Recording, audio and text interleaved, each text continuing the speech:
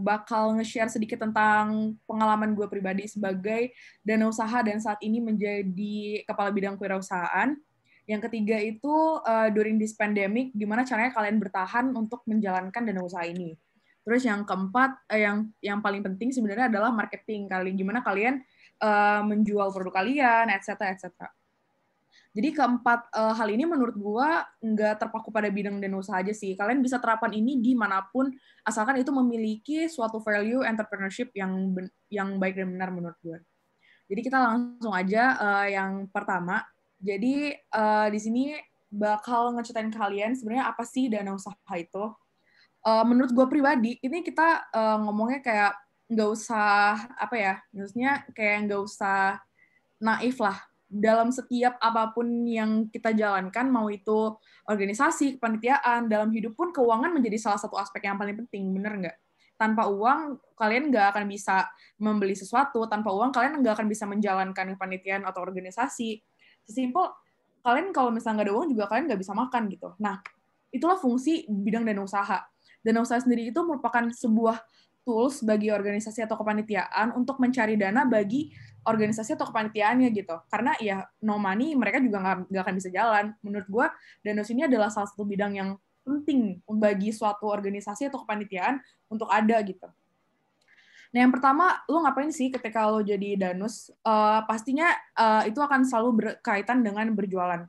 Tapi berjualan itu bisa banyak cuy. Nggak cuman kalian berjualan barang, ataupun kalian cuman jualan makanan. Berjualan itu bisa banyak. Kalian bisa berjualan jasa, kalian bisa membuka suatu usaha, meskipun mau itu berlanjut atau enggak.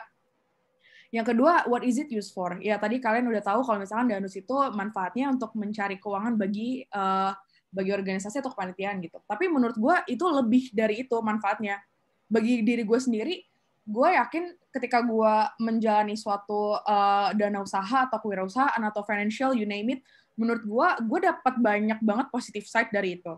Yang pertama, gue jadi bisa lebih mengenal gimana caranya gue terjun dalam dunia ekonomi gitu. Karena kita anak FT, kadang satu trait dari anak FT adalah kita nggak tahu gimana caranya untuk terjun ke area entrepreneurship atau ekonomi. Nah, menurut gue danus ini adalah salah satu bidang yang terkecil yang ada di teknik yang menurut gue bisa melatih lo untuk itu gitu. Yang ketiga ada positive and negative side-nya. Menurut gue negatifnya side-nya adalah ya kadang ketika kita berjualan kita bisa dihadapi dengan namanya kebosanan. Itu kebosanan ketika jualan lu nggak laku atau enggak ya udah lu jadi ya kegiatannya repetitif gitu. Tapi positif bagi gue adalah gue jadi mengenal banyak orang dan orang-orang itu merupakan relasi bagi gue dan pada akhirnya pun orang-orang itu dapat membantu gue di kehidupan gue setelah gue menjalani danus gitu. Nah yang keempat gue akan cerita tentang managing your team. Menurut gue ketika lu danusan kalian bakal selalu kepikiran kalau misalkan lu bakal berjualan risol sendirian kemana-mana, keliling teknik, keliling kampus. Tapi menurut gue nggak gitu. Karena dana usaha sendiri, lu nggak ngejalan itu sendirian. Lu nggak ngejalan dana usaha itu, lu keliling sendirian panas-panasan gitu. Karena lu ada tim lu gak sendirian. Tim lu pun sendiri itu bisa banyak orang. Kemarin gue bidang itu bisa sampai 10 atau 20 orang. Jadi lu nggak capek sendiri gitu istilahnya. Next, Rizky mungkin. Nah, ini bakal gue share tentang experience pribadi gue. Mungkin pada saat ini yang lebih relate adalah ketika gue menjadi kabid kewirausahaan di MFTUI. Jujur, satu hal yang gue dapetin secara langsung dan gue rasain manfaatnya secara langsung adalah gue jadi lebih bisa berlatih ketika gue ingin berjualan. Karena kalau misalnya kita berbicara tentang realitanya, kita nggak akan tahu nanti lu bakal jadi apa gitu ke depannya. Tapi danus ini menurut gue bisa melatih ketika lu ingin membuka suatu usaha atau entrepreneurship gitu. Dan secara nggak langsung ketika lu menjadi bagian dari divisi dana usaha, lu akan mendapatkan itu. Nah, yang kedua adalah what we share. Ya pastinya ketika kalian mendapatkan sesuatu, kalian juga bakal memberi sesuatu dong.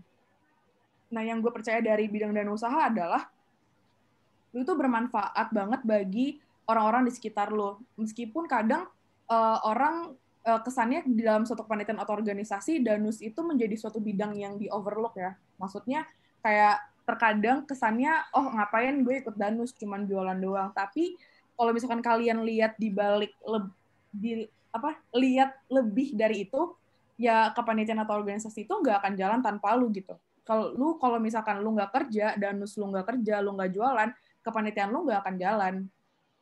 Nah, what we learn, menurut gue, yang tadi itu yang gue cerita, what we learn adalah ketika lu menjadi bagian dari dana usaha, lu bakal belajar banyak banget, bukan cuma tentang jurusan lu yang ada di teknik. Lu bakal berjualan tentang gimana caranya lu ngadepin orang, gimana caranya lu ngadepin orang yang berbagai macam jenis, dari mereka dari nyebelin sampai yang gak nyebelin. Nah, menurut gue itu yang bakal kalian dapetin ketika kalian di divisi dana usaha. Yang keempat, what we love. Menurut gue sendiri, ketika gue menjadi saat ini jadi BPH Kewirausahaan di IMFTUI, yang satu hal yang gue sukain adalah tim gue. Karena susah seneng bareng, ketika gue sedih, nggak ada yang beli, atau ketika gue sedih sepi, yang pembelinya tuh bareng gitu. Jadi lebih kerasa banget perasaan setimnya menurut gue ketika gue menjalani divisi dana usaha. Toh pun sampai sekarang gue ngerasain banget efek positif dari gue menjabat sebagai dana usaha. Gue ngedapetin banyak banget sponsorship untuk suatu acara gue, dan itu menjadi kepuasan dan kebahagiaan tersendiri bagi gue ketika acara itu secara financially lancar gitu. Next, Rizky. Nah, ini kalian pasti yang ada di benak kalian ketika kalian masuk di divisi dana usaha adalah kayak gini. Yaitu yang pertama, ya secara konvensional kalian bakal kayak ya yang kalian rasain di SMA dulu ketika kalian ngejalanin acara gitu. Kalian bakal keliling-keliling jualin entah itu risol lah, bakso lah, atau apapun gitu. Tapi sebenarnya nggak cuma itu aja gitu. Kadang apapun yang kalian lakukan dalam divisi dana usaha nanti untuk mencari uang, itu semua tergantung pada kreativitas kalian masing-masing. Kalau misalkan kreativitas kalian untuk mencari uangnya cuma sebatas jualan risol dan bakso, ya kalian akan begitu terus gitu sampai akhir. Tapi kalau misalkan kalian terus melatih kreativitas kalian dan terus melatih motivasi kalian, ya kalian bisa lebih dari jualan itu doang. Nah, yang foto di kanan itu adalah salah satu dana usaha di jurusan arsitektur. Jadi pas itu Enzim lagi nge-launching suatu odol baru dia. Jadi dia tuh kayak butuh banget publikasi yang banyak. Dan dana usaha gue pas itu memang lagi sepi banget karena seteknik itu semua angkatan lagi jualan, dan jualan itu atas sama ya, risol, sate bakso, dan gitu-gitu deh. Pokoknya yang biasa banget gitu. Terus ya kita putar otak gitu, setim gue putar otak gimana sih caranya kita biar dapat duit. Kayak bosen aja gitu loh jualan makanan mulu, seteknik jualan makanan, terus makanannya sama lagi. Jadi karena kita ada pas itu ketemu informasi juga, dan mereka juga tahu kalau misalkan kita lagi ngejalanin kepanitiaan dan orangnya banyak, itu seangkatan kepanitiaannya. Jadi Enzim ini nge-approach kita dan nge-syaratin kita untuk foto bareng sama enzimnya itu, terus di-upload aja gitu, dan di-keep selama 10 hari, dan lu dapat dana sekitar, kemarin tuh kalau nggak salah sekitar 2-3 juta deh, itu cuman ngupload doang, 100 orang ngupload. Jadi ya itu, maksud dari gue poin di sini adalah ketika lu memutar otak untuk terus menggali kreativitas dan inovasi lo, ya lu nggak akan cuma jualan makanan doang gitu. Menurut gue dana usaha is so much more than just lu jualan makanan mamang-mamang menurut gue. Nah, jadinya itu juga menjadi suatu kesan tersendiri bagi angkatan gue ya, terutama karena ini adalah foto di mana asal angkatan gue selalu foto dengan enzim. Kayak jadi itu selama 10 hari di semua Instagram teman-teman seangkatan gue itu ada foto mereka dengan enzim gitu. Dan itu jadi kesan tersendiri aja. Jadi bukan cuman kalian doang yang kerja, ketika kalian jadi dana usaha, kalian bisa manfaatin angkatan kalian bisa manfaatin tim kalian bisa manfaatin seluruh kepanitiaan kalian untuk membantu kalian gitu. Jadi nggak usah pusing. Nah, next. Nah, itu juga selain yang enzim tadi, contoh case enzim tadi, ketika kita zaman sekarang udah ada di era globalisasi, semua udah termodernisasi, kalian juga udah ngerti gimana cara pakai platform online, Instagram, Twitter, Dan zaman sekarang juga ya udah lebih canggih lah daripada zaman-zaman dulu-dulu banget. Nah, itu juga pergunakanlah setiap fasilitas yang kalian punya saat ini untuk membantu kalian. Yang poster-poster ini tuh juga ini yang 2 di kanan itu poster dari kepanitiaan UI, yaitu UI AW sama UI Universiade. Yang 2 di kiri itu kepanitiaan angkatan. Ini paketnya dia kayak paid promote gitu. Jadi kalian juga ngemanfaatin angkatan kalian lagi-lagi, bukan cuman kalian. Jadi kalian nggak capek. Kalian bakal ngemanfaatin angkatan kalian terus. Bisa. Kalian bisa ngemanfaatin banyak tenaga. Dan itu ya dia kayak paid promote. Jadi nanti kayak kalian posting. Terus kemarin juga lumayan rame gitu. Divisi dan usaha sendiri dari paid promote ini bisa ngedapetin 7 juta buat kepanitiaan kalian. Dan menurut gue itu udah lebih dari cukup. Yang gue mau sampaikan di sini adalah ketika kalian menggunakan setiap dan memanfaatkan setiap platform yang kalian punya dan kalian melatih kreativitas kalian, ya itu nggak akan memberatkan bagi kalian gitu. Justru itu akan meringankan segala apapun usaha kalian. Menurut gue ini juga bisa dipakai lebih dari danus doang ya. Kalian bisa pakai ini dimanapun, di peristiwa kapanpun, kalian bisa manfaatkan apapun yang kalian punya sekarang untuk mencapai tujuan kalian. Terus yang kedua, ketika kalian masuk dari danus, saran dari gue adalah manfaatkan momentum yang ada. Pas itu kepanitiaan angkatan gue ini tepatnya dia berjatuhan dengan deket-deket Valentine, 14 Februari. Jadi waktu itu semua di UI tuh susah banget nyari kayak bunga-bungaan gitu. Jadi kayak lo bunga-bungaan tuh ya nggak ada lah, jarang banget ditemukan di FTUI ataupun dan sekitarnya. Jadi ya ketika itu gue memanfaatkan momentum itu untuk berjualan bunga. Gue pikir kayak awalnya agak lucu aja ya, kayak kita ngapain sih jualan bunga Valentine gitu, kayak paket-paketan 15.000 doang lagi, terus kayak pada akhirnya ramai yang pesen gitu, karena ya kalian memanfaatkan momentum yang ada, kalian memanfaatkan penuansaan yang ada untuk menjual dan mencari usaha, mencari dana gitu. Terus yang di UIAW ini juga, dia malah paid promote-nya Instagram. Dan Instagram UIAW ini juga udah lumayan banyak followers-nya. Nah, yang gue maksud dari slide ini adalah kalian memanfaatkan segala jenis platform dan sarana yang kalian punya. Apalagi sekarang Instagram kan kalian udah bisa promote ya.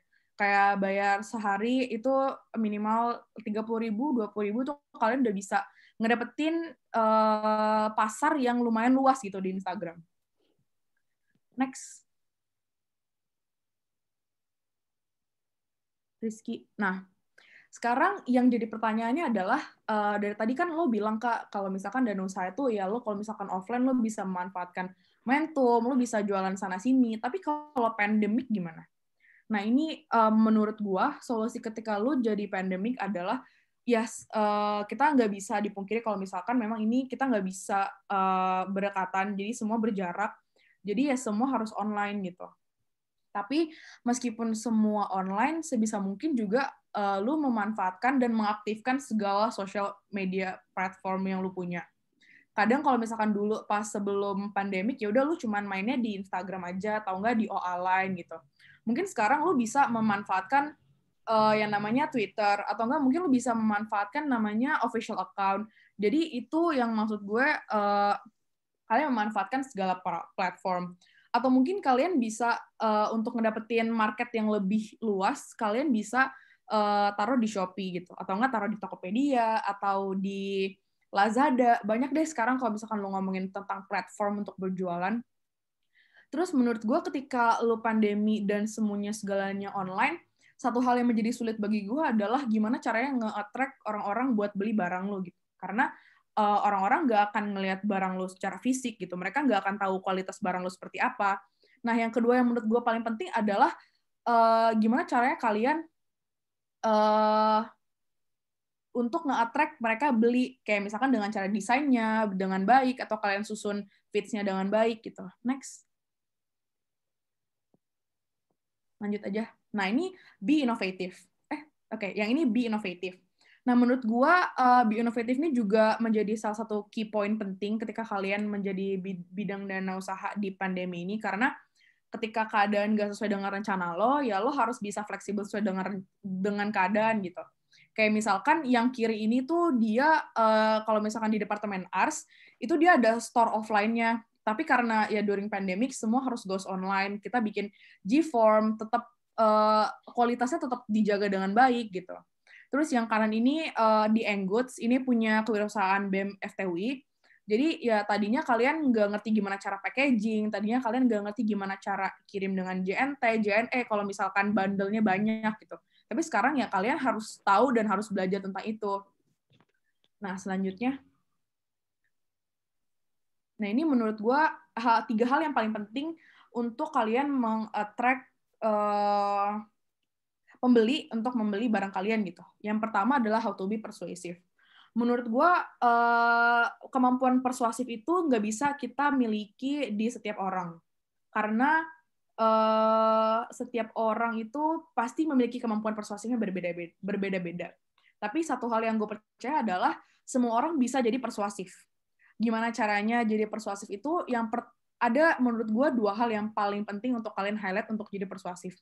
Yang pertama, sebisa mungkin kalian berbicara dengan tegas. Jangan kayak ketika lu mau berjualan barang lu, kayak anggaplah lu mau berjualan sisir gitu.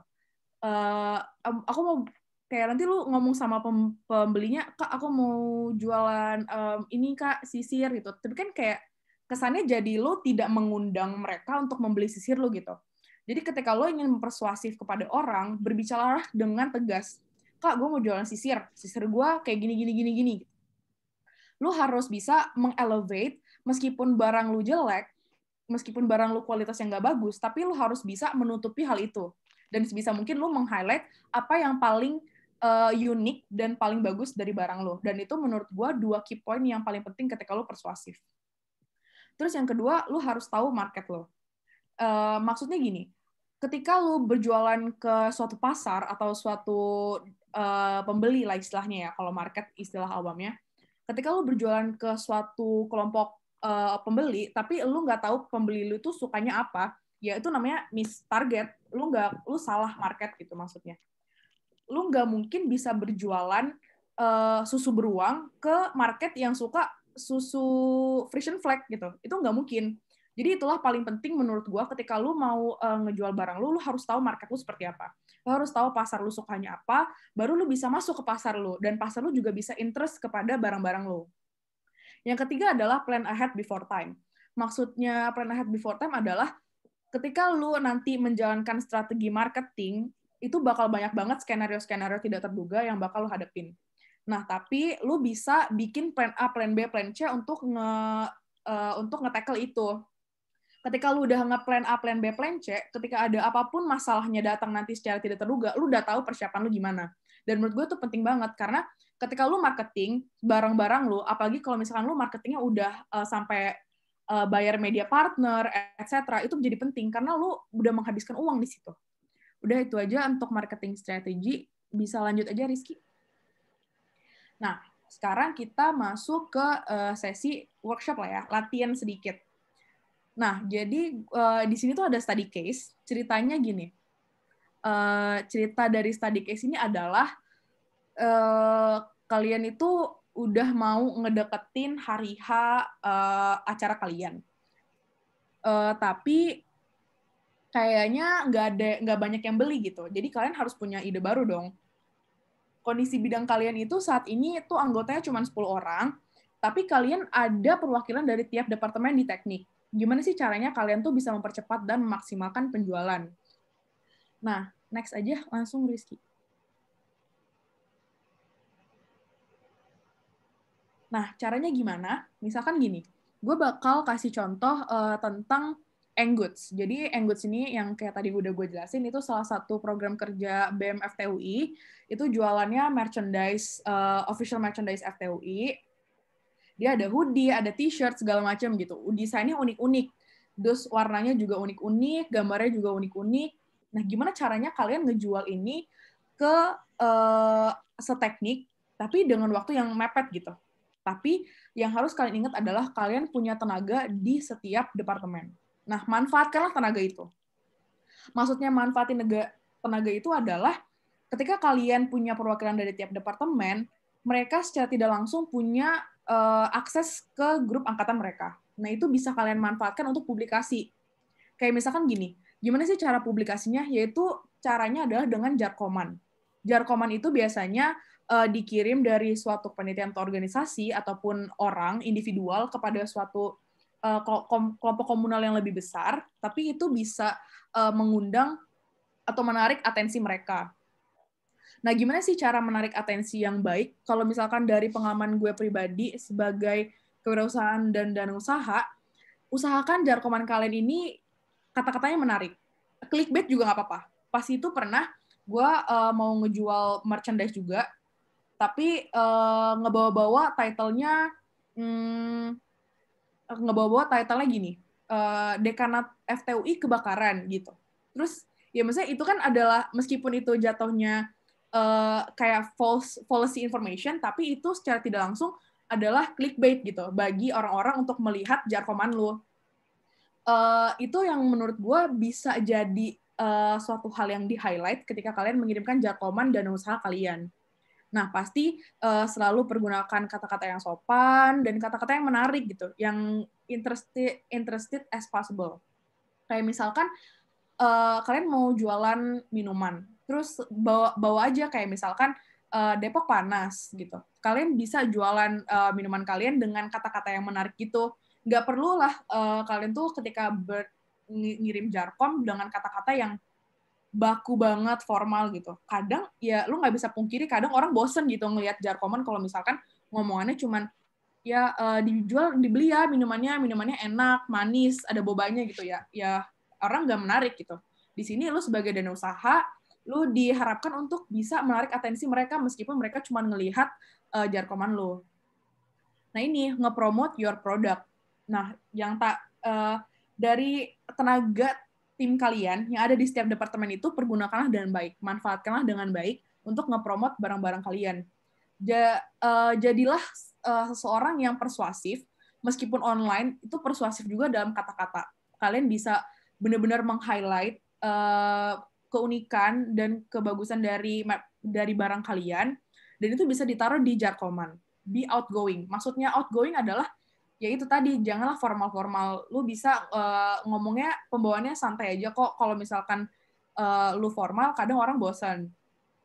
Terus kalian juga bisa masukin pictures atau pesan-pesan gitu, yang catchy, yang kayak tadi yang gue bilang, clickbait. Kadang ya meskipun mereka nggak beli pada akhirnya, at least mereka lihat. Dan itu menurut gue adalah suatu poin publikasi yang penting gitu. Terus yang terakhir adalah get help from everyone as many as possible. Maksudnya get help from everyone adalah ketika lu dana usaha menjadi sebuah dan menjadi tergabung dalam tim ya, dana usaha, lu bakal bisa bosen. I guarantee you, lu pasti bakal bisa bosen. Gue jamin kalian pasti bakal bisa ngerasain namanya bosen. Tapi ketika kalian minta tolong sama semua orang, sebanyak-banyaknya, percaya kata gue, kalau misalkan beban usaha kalian itu nggak akan seberat yang kalian kira. Terus selanjutnya, nah mungkin ini ada latihan sedikit kali ya. Jadi dari BEM sendiri meminta kita semua untuk berlatih sedikit lah tentang cara bikin jarkom. Nah, study case-nya seperti ini. Study case-nya adalah kalian itu anggota divisi dan usaha sebuah kepanitiaan. Dan kepanitiaan kalian ini bakal jualin silky pudding namanya Oyuk. Nah, kalian diminta untuk membuat jarkom yang kreatif dan menarik untuk dikirimkan ke grup angkatan kalian. Nah, waktu kalian tuh 7 menit untuk memikirkan jarkom tersebut. Nanti nanti gue bakal timerin mungkin 7 menit. Nanti habis 7 menit, gue minta 2 orang mungkin atau enggak 1 orang aja untuk coba ngomongin jarkoman kalian kayak gimana ya. Gimana Rizky, boleh nggak? Boleh Kak, boleh. Mungkin Boleh ya? yang mau jawab bisa tulis jawab di kolom chat ya. Ya, nanti kalau misalnya setelah 7 menit yang mau jawab langsung aja tulis jawab di kolom chat. Nanti abis yang jawab itu ngomongin tentang jawabannya, nanti kita bakal coba bedah bareng-bareng tentang jarkomannya kayak gimana. Mungkin bisa dimulai aja ya, 7 menit kalian bikin jarkomannya. Sekreatif dan menarik mungkin. Ingat, clickbait nggak apa-apa. Jangan lupa nge-highlight keunikan silky pudding Oyup ini. 7 menit dari sekarang kali ya, Rizky, kita timerin. Boleh. Oke.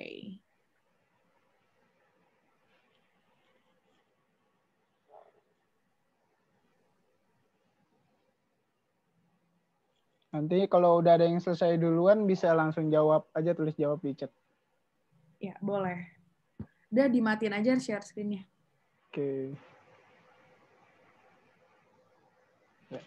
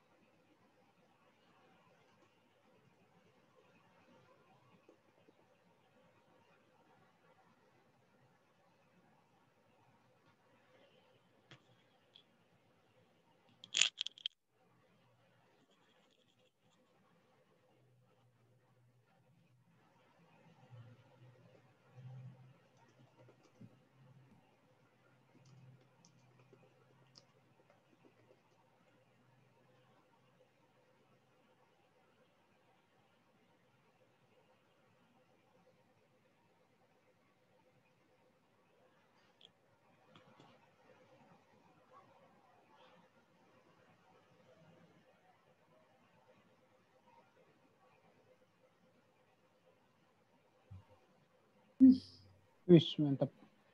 Mantap nih. Oke. Ayo yang lainnya yuk, ditunggu ya. Berarti yang pertama Dika ya. Yang pertama Azam Diter Hamardikan dari DTE 2020. Menarik banget ya nih Rizky ya kayaknya. Iya. Kaget juga tiba-tiba lagi Mirip. kesepian. Tiba-tiba butuh kelembutan. Iya, aduh apa ini? Coba itu Muhammad Adnan belum selesai itu. Coba kekirim itu, kekirim. Ya. Tahuan ya Muhammad Adnan ya. Oke, harus satu nih. 2 orang pertama ya kayak? Mau 2 orang, 3 orang nggak apa-apa sih. Boleh deh. Tuh, Muhammad Anjay. Haisam Siddiqui. Oke, udah 2.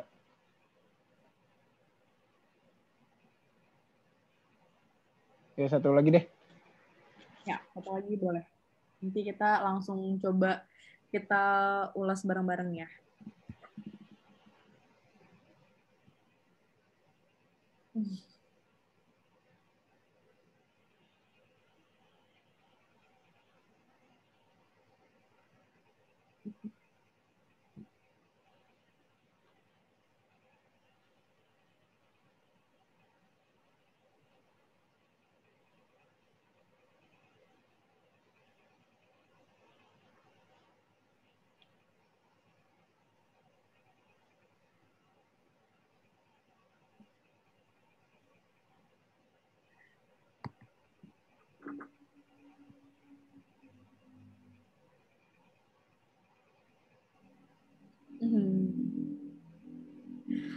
Oke. Ini kalau misalnya gue baca jawabannya unik-unik ya, kayaknya lucu-lucu sih. Nanti kalau misalkan kalian masih ada yang mau ngirim di chat, kirim aja. Tapi coba kita itu kali ya, kita ulas bareng-bareng ya tentang jarkoman kalian. Yang pertama dari Azam Diter Hamardikan. Jarkomannya gini, lagi kesepian dan butuh kelembutan. Tugas numpuk dan doi nggak bales. Nah, daripada sendirian aja, mending ayo pesen silky pudding Uyop. Lembut banget di mulut. Soalnya kayak ada yang nemenin dan bikin nyaman. Pengen banget gak sih? Yuk yang mau beli bisa hubungin PC gua. Oke. Mantap. Dari mana nih orangnya nih? Azam Dieter Hamardikan nih. Saya Kak. Halo. Nah, Halo. menurut gua ini Jarkom yang bisa kalian tiru ya nanti ketika kalian tergabung dalam divisi dana usaha.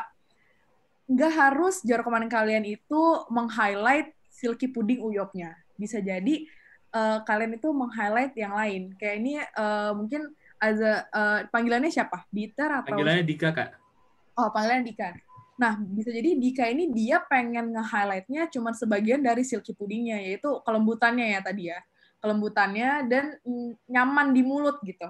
Nah, itu nggak mesti kalian ngomongin tentang ya Silky Puding Uyop ini, warnanya ini, rasanya ini gitu. Kalian bisa nge-highlight dan taruh itu jadi judul kalian itu di awal. Nah, ini penting juga ketika kalian berjualan sesuatu itu untuk mencantumkan contact person. Karena ketika kalian tidak mencantumkan contact person, mereka nggak akan tahu kan mau pesan produknya kemana gitu. Nah, ini menjadi hal yang penting ketika kalian untuk mencantumkan contact person. Oke, sip, Dikan. Selanjutnya, dari DTE Muhammad Haitsam Sidki, ada nggak orangnya? Ada nggak nih? Iya, Halo, ini panggilannya siapa nih panggilannya nih? Sidki aja Kak. Oke, panggilannya Sidki. Dia bilangnya gini, jarkomannya, panas-panas, lapar lagi, pengen makan, tapi takut gendut. Silky Puding Oyub aja, selembut cintaku padamu dijamin tetap kurus. Nah, ini sabi nih ya, menurut gua. Terkadang satu hal yang menjadi keburukan dari setiap jarkoman adalah itu menjadi monoton, menurut gua pribadi ya. Karena ketika lo nanti berada di suatu kepanitiaan dan sudah memasuki perkuliahan yang aktif banget, itu di tengah-tengah nanti, itu banyak banget kepanitiaan dan banyak banget jarkoman-jarkoman yang monoton kesannya. Nah, menurut gue, bisa nih kayak kalian kayak kasih, jatuhnya kata-katanya agak ngelawak dikit, tapi menurut gue it's okay gitu. Karena itu secara tidak langsung kalian menarik atensi yang orang-orang yang ada di grup angkatan itu untuk membeli gitu. Ya, mungkin kalian bisa mengelevasinya dan meng-highlight-nya dia tetap kurus ya, berarti makan silky puding ini nggak bikin gendut gitu. Menurut gue ini bisa banget kalian pakai ketika kalian tulis jarkoman, karena jarkoman yang buruk menurut gue adalah jarkoman yang kesannya monoton. Karena itu dijamin 100% gue nggak akan ngelihat jarkoman kayak gitu. Dan teman-teman kalian juga nggak akan ngelihat jarkoman kayak gitu. Kalau misalkan kalian taruh hal-hal yang mungkin agak sedikit ngelawak, itu bisa jadi perbincangan selanjutnya di grup angkatan kalian gitu. Kalau misalkan di case ini gitu. Jadinya misalkan ini jadi bahan bercandaan di grup angkatan kalian, tapi secara tidak langsung orang-orang membicarakan tentang silky puding ini. Dan menurut gue tuh hal yang baik gitu untuk kalian terapkan di jarkoman. Good, Sidki. Ini kayaknya semuanya pada ini ya, pada keren-keren ya, udah siap jadi ya. udah pada siap jadi divisi danus kayaknya ya. Wih, ini ada juga nih dari Raihan dan Nendra Wira Kalosani, panggilannya Raihan ya. Ada nggak orangnya? Ada Kak. Halo, ini juga ya menarik ya. Dia bilang masih ingat kenangan manis sama mantan, daripada mikirin yang manis-manis, mending pesen silky puding Uyop. Dijamin manisnya mantannya hilang. Nah, ini bisa juga kalian ngebawa hal-hal gini di jarkoman kalian. Karena menurut gua, ketika kalian membawa suatu hal konteks yang berada di luar jarkoman, kalian juga menghilangkan kesan kepada yang membaca itu kalau kalian lagi berjualan. Kadang yang bikin kesel ketika ada orang share jarkoman jualan tuh apa sih menurut kalian? Ya kayak gini kan, misalkan ya oh my god dia jualan lagi, dia jualan mulu, ya gue masa dia jualan mulu sih, harus uang lagi. Nah tapi ketika kalian mencantumkan jarkoman yang nggak meng-highlight banget kalau kalian menjual, itu juga secara tidak langsung kalian menarik untuk dibaca oleh mereka, dan mereka pun jadinya ketika ingin membeli nggak ada kesan buruk gitu loh kepada produk kalian. Dan menurut gue nih keren-keren sih. Untuk waktunya gimana, Rizky? Masih ada 4 menit sih, Kak. Oke, Sampai kita bisa lah ya. Satu lagi deh bisa. Satu lagi untuk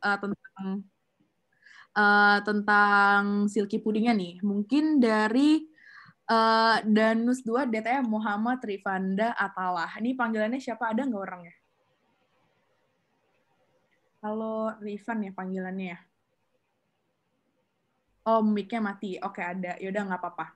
Kita baca ya. Ini menurut gue lumayan mendekati susunan jarkoman yang baik gitu. Yang pertama, clickbait-nya gini. Nyot-nyot, dikenyot-nyot katanya. Meskipun kayak Silky Pudding tuh makannya nggak dikenyot ya, tapi nggak apa-apa. Itu clickbait. Silky Pudding Oyub is back. Halo Singa Muda Teknik, Silky Pudding Oyub balik lagi nih dengan varian baru, puding sedot. Oyub datang ke FT. Gak usah diragukan lagi kesekarang puding sedot dari Oyub, cus pesen aja langsung. Hubungi gue untuk pesan free note untuk orang tersayang. Nah, menurut gue ini bisa kalian terapkan banget ketika kalian jadi divisi dana usaha. Yang pertama adalah slogan ya. Mungkin kadang kalau misalkan kalian mau menjual produk itu yang bisa membuat bosan adalah nggak ada slogannya. Nah ini dia ada slogannya nyot-nyot dikenyot-nyot. Nah, itu ya secara nggak langsung bisa jadi clickbait karena hal yang di dalam kurung itu menjadi kata yang paling utama tampil di tampilan lain kalian.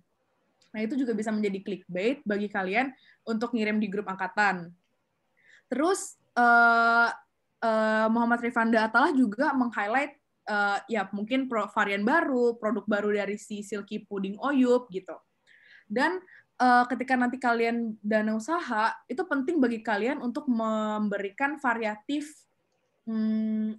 kesannya variatif free stuff lah buat orang-orang yang beli. Karena ya orang-orang tuh suka hal-hal yang berbau gratis ya. Apapun yang gratis ya kadang orang tuh beli gitu. Nah, itu nanti menjadi hal yang penting juga ketika kalian masuk ke dalam divisi usaha dan usaha untuk memberikan diskonan atau mungkin gratis-gratisan. Tapi tentunya harus dikoordinasi lagi dengan tim bendaharanya supaya nanti kalian jangan sampai rugi. Nah, menurut gue kalian semua udah cikal bakal banget ya squad risol nih, kata Rido nih. Siap jadi squad risol. Oke, mungkin kalau materi dan workshop dari gue, sekian. Terima kasih karena kalian udah mendengar dan mengikuti webinar, serve webinar, dan materi serta workshop dari gua. Sampai jumpa di kesempatan lain kali. Terima kasih. Oke, teman-teman. Jadi kan tadi kita udah dapat banyak materi ya dari Kak Austin, udah dapat seminar, udah dapat pelatihan juga cara bikin jarkom dan segala macamnya. Sekarang kita buka sesi pertanyaan. Satu sesi pertanyaan itu terdiri dari 3 pertanyaan. Untuk yang ingin bertanya, bisa tulis tanya di kolom chat ya. Oke, 1, 2, ada lagi?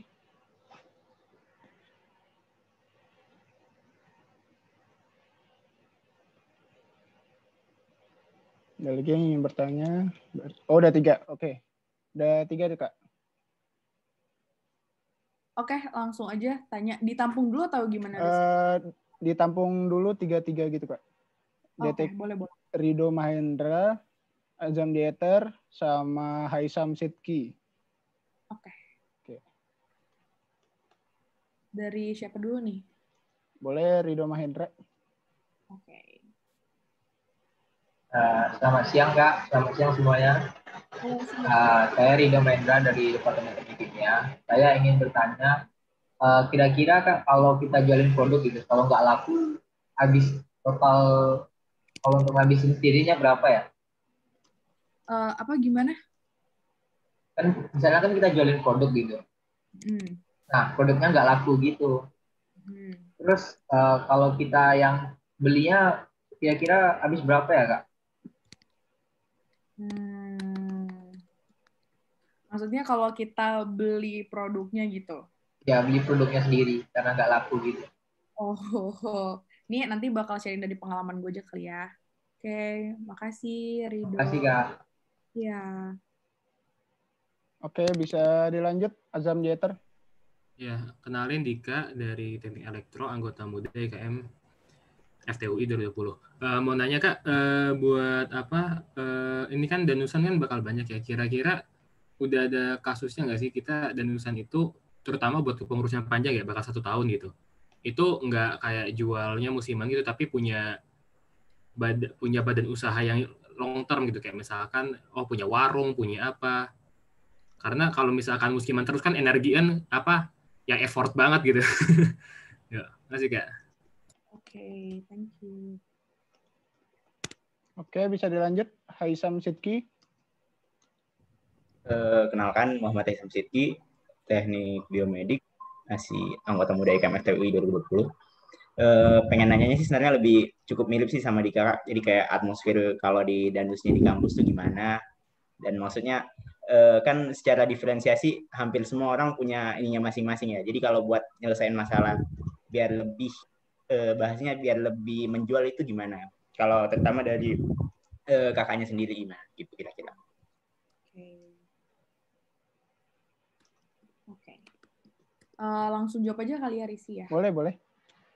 Tadi dari Rido, dia nanyain kalau misalkan kadang case-nya kalau misalkan produknya nggak laku, itu kita beli sendiri habis berapa.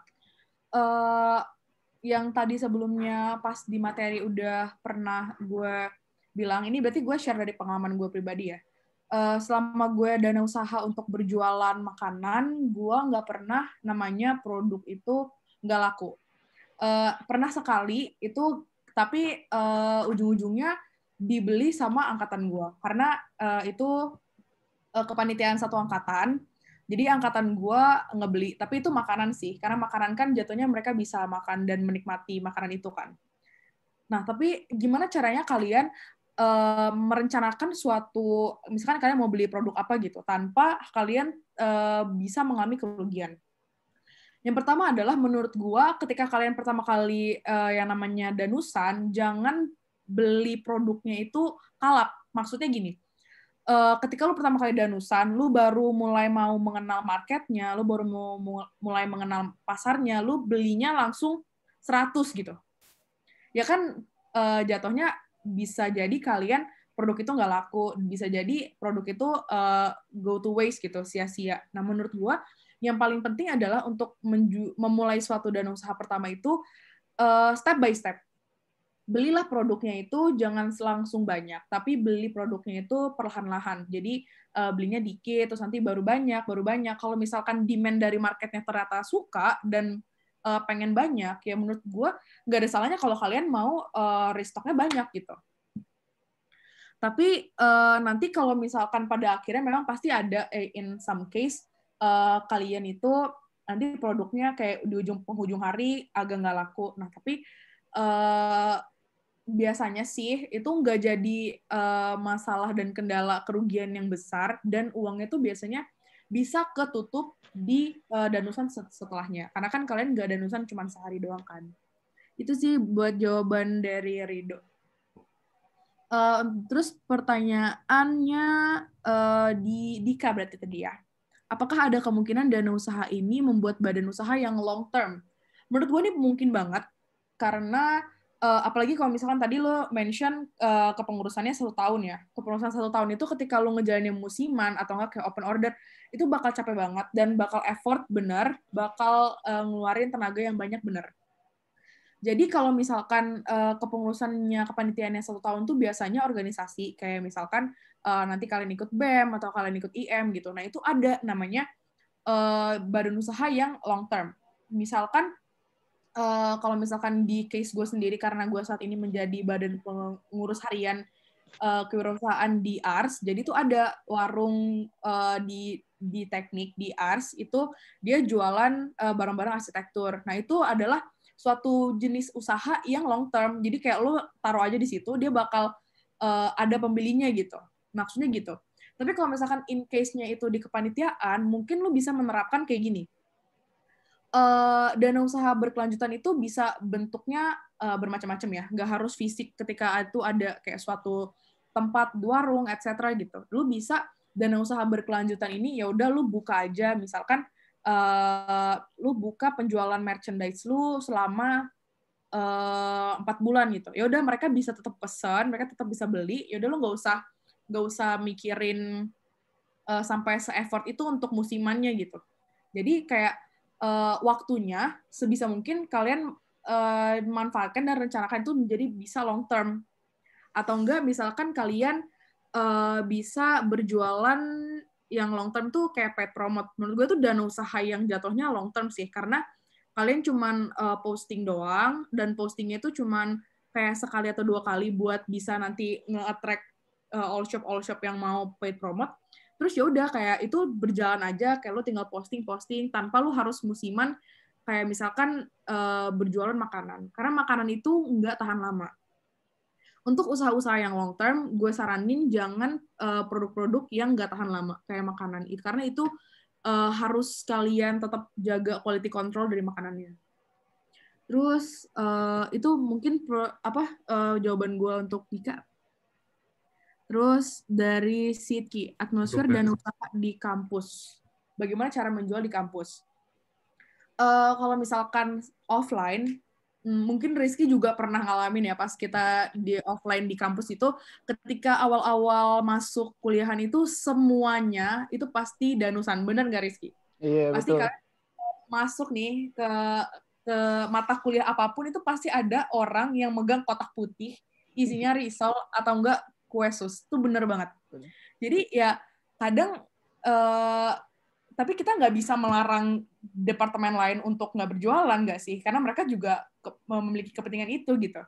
Jadi menurut gua sebisa mungkin kalian berjualannya tetap di ranah kalian juga, tetap di jurusan kalian juga. Meskipun nanti ada mungkin teman kalian dari departemen lain yang mau beli atau gimana, itu nggak apa-apa banget. Tapi supaya biasanya tuh nggak clash antara satu dana usaha dengan dana usaha yang lain, sebisa mungkin kalian cobalah jualan dulu di ranah jurusan kalian, ke kakak tingkat, atau enggak ke senior gitu. Terus kalau cara menjual di kampus pas offline itu sebenarnya terbilang mudah karena semua kita tatap muka kan. Kayak mereka bisa tetap lihat barang lu, mereka bisa ngelihat quality barang lu gitu dibandingkan dengan offline. Nah, dibandingkan dengan online, sorry. Nah, yang tadi gue sebelumnya pas materi bilang, ketika lu ingin menjual saat online ini sebisa mungkin dimaksimalkan publikasinya di media-media sosial tadi gitu. Kalian desainnya dengan baik, yang menarik gitu. Itu menurut gue udah cukup effort bagi kalian untuk menjual barang-barang kalian ke kakak tingkat atau enggak ke teman-teman kalian gitu. Menurut gue itu sih, Sidki. Oke, berarti tadi pertanyaannya udah kejawab semua ya. Jadi karena waktunya tinggal dikit lagi nih habis, mungkin untuk pertanyaan dicukupkan aja. Mau ngingetin buat teman-teman, jadi ada tugas nih dari kita. Sebentar, kirim linknya dulu ya. Ini tugasnya bisa dicek di situ ya. Nah itu tugasnya yang Bitly itu nanti kalian bisa kerjain maksimal itu sampai Minggu besok jam 23.59.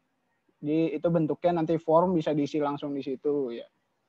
Terus karena sesi 2 ini udah selesai, mungkin kita tutup aja ya kegiatan hari ini. Makasih buat Kak Austin karena udah ngasih kita materi tentang dana usaha itu sendiri. Terus kita udah dikasih workshop. Terus tadi teman-teman juga udah dapat pelatihan lah tentang cara membuat Jarkom gitu. Terus makasih juga buat teman-teman yang udah mau hadir ke webinar ini, yang udah mau ikutin workshop. Sama paling ngingetin tugasnya ya 2359 hari Minggu besok. Oke, sebelum nutup, foto dulu kali ya. Oke, foto dulu. Boleh. Boleh ya. Sebentar. Mana ya? Jarang foto. Kak Austina bisa nggak Kak kalau ini? Iya, aku bisa kok. Oh, bisa aku ya? Bisa. Oke. Boleh deh Kak minta tolong. Oke. Slide pertama ya. 1, 2. Lagi. Slide kedua. 1, 2. Slide ketiga.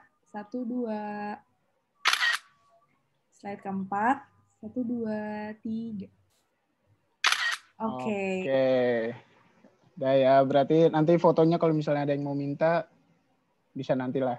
Ya udah. Karena udah habis waktunya, mungkin kita tutup aja karena tadi dimulai di awal dimulai dengan doa, dimulai webinar awal tadi dengan doa. Mungkin kita tutup sekarang dengan berdoa menurut keyakinan dan agama masing-masing. Berdoa, dipersilakan.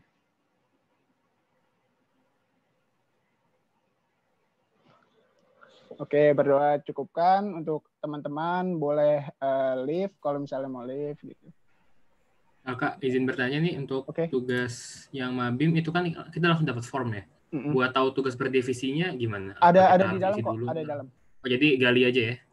Dicek-cek dulu nanti. Okay. Untuk yang mau tanya-tanya lagi nanti bisa ke CP-nya ya yang udah tertera di guidebook. Oke, terima kasih semuanya. Buat yang mau leave, boleh leave. Terima kasih, Kak. Terima kasih, Kak. Terima kasih, Terima kasih, Kak. Terima kasih ya, Kak. Sama-sama. Kak. Terima kasih, Kak. Ini Kak. Rizky, aku izin live ya. Boleh, Kak, boleh. Oke, makasih semuanya. Thank you, Rizky. Iya, Kak.